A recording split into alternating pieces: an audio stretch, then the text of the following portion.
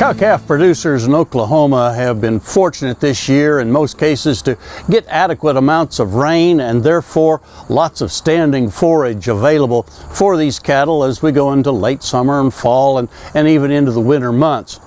That means to me that many with spring calving operations will be choosing to use high protein supplements in small packages in order to just supplement the standing forage that's available for these cows.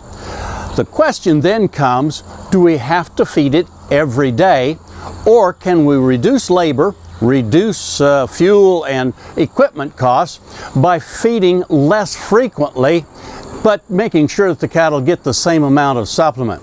Well, that experiment has been done here at Oklahoma State University back in the 1990s, where they took a set of cows. There was a little over 60 cows in each one of the groups. One group was fed 6 times a week. The other group was fed only 3 times a week, but both got the same amount of supplement over the course of the full week. You see, as they started in November, and each group got 21 pounds of a 40% crude protein supplement.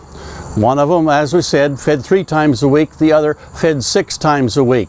Once they got to March after calving, they increased the amount of supplement up to the equivalent of 4 pounds per head per day, or 28 pounds over the course of the week.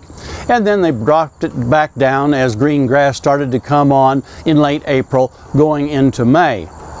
As they looked at the performance of these cows, they really found no difference. The weight change was virtually identical, whether we looked at those that got supplemented 3 times a week or 6 times a week. The body condition score loss was again virtually identical. One full body condition score from about a midpoint 5 down to a midpoint 4 is what occurred.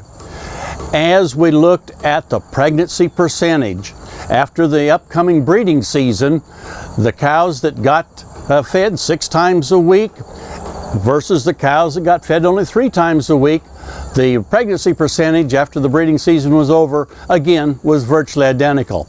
So I think that we can save a few dollars and a few hours of labor, if we choose to, by only feeding these cows about every other day, making sure they get enough supplement to meet their daily requirements.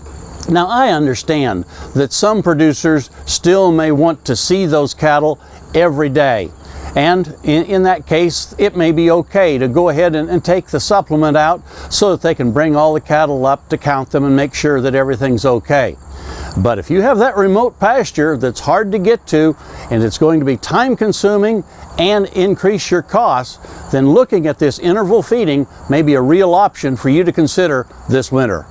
Hey, we look forward to visiting with you again next week on Sunup's Cow-Calf Corner.